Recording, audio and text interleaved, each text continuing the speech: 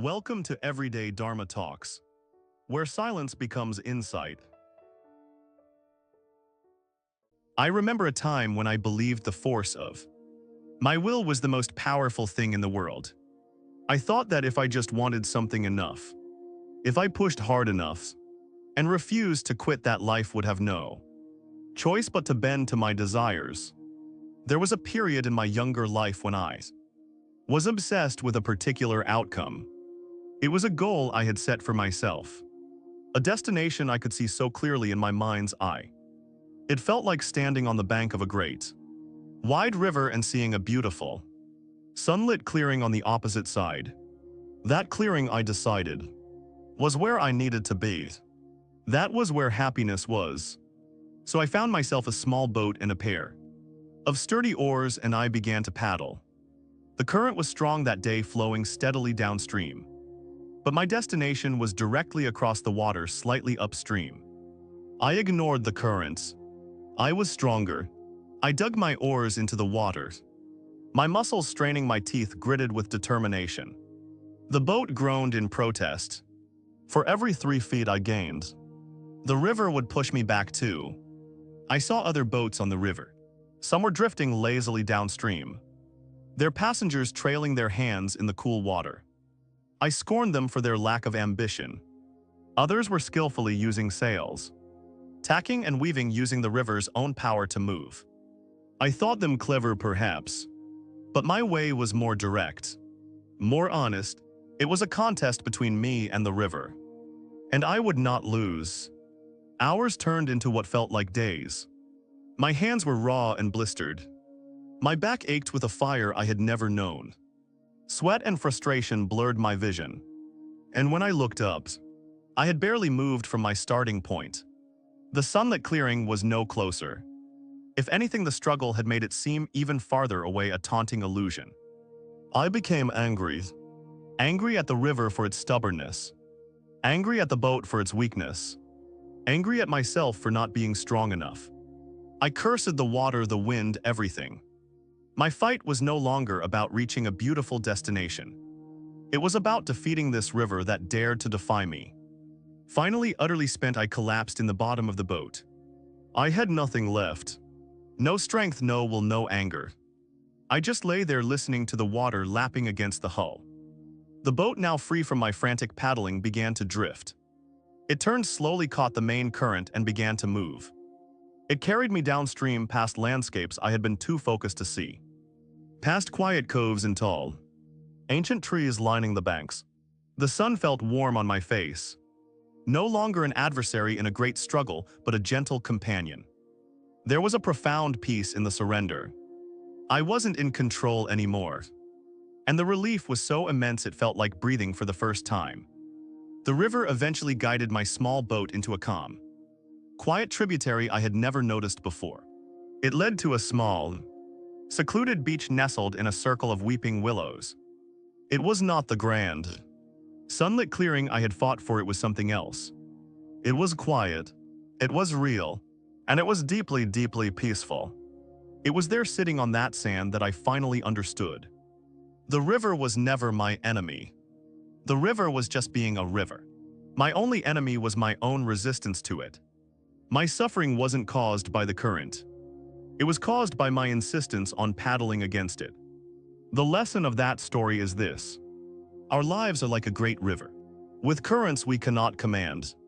Our deepest suffering, our greatest exhaustion, doesn't come from the river itself.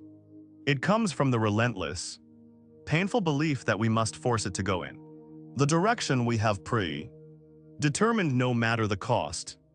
The ease we seek is not found in winning but in laying down the oars and learning to steer.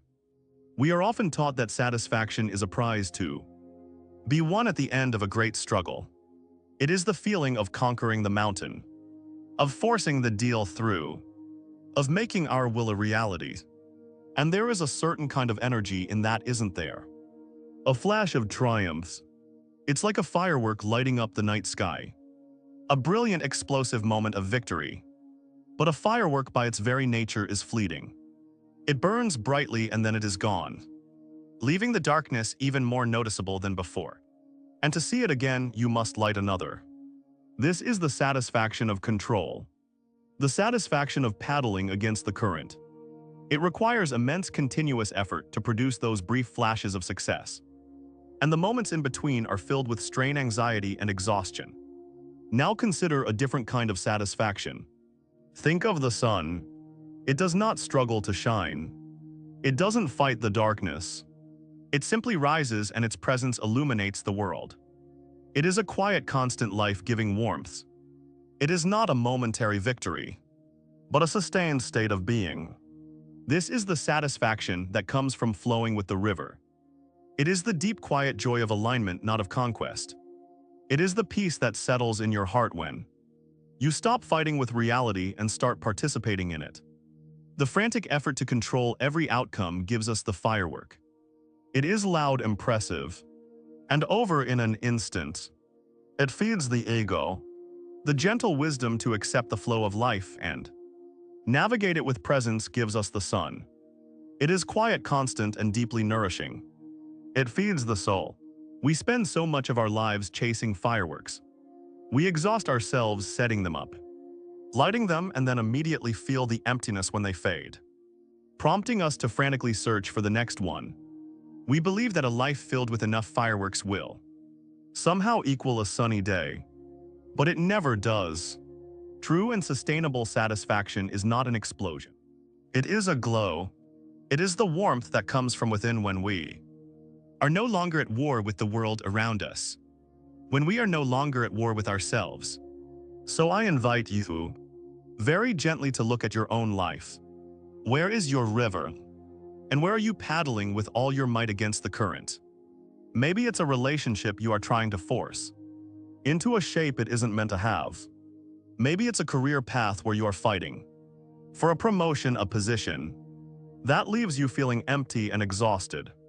Maybe it's an internal struggle, a part of your own personality that you are trying to conquer and defeat rather than understand and soften.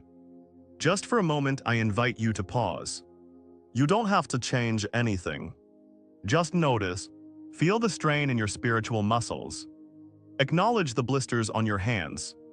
See how far you've come, and how far you still have to go. Notice the exhaustion, the single most important thing to understand. The truth that makes life so much easier is this: you do not control the river. You only control your response to it. The struggle is in trying to control the river. The ease is in learning to manage your boat. So what does this mean in a practical sense? It means shifting your focus. Instead of focusing on the external outcome you cannot, you bring your attention to the internal response you can. The advice is to stop paddling against the current and start steering. First, simply put the oars down. This is the hardest part. It feels like giving up. It feels like failure. But it is not. It is an act of profound wisdom. Putting down the oars just means stopping the useless, draining struggle. Breathe. Let the boat drift for a moment. Second, just look and listen. Without the frantic noise of your own effort, what do you notice? What direction is the current actually moving in? Are there other paths, other tributaries you were too busy fighting to see?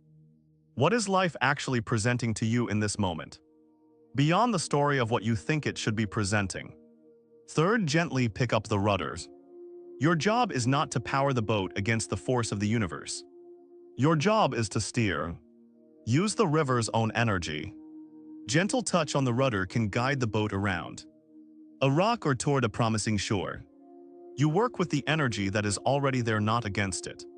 This is the dance of life. Not a battle, but a dance. This practice doesn't just apply to the great, dramatic struggles of our lives. Its true power is found in the small, mundane moments of our day.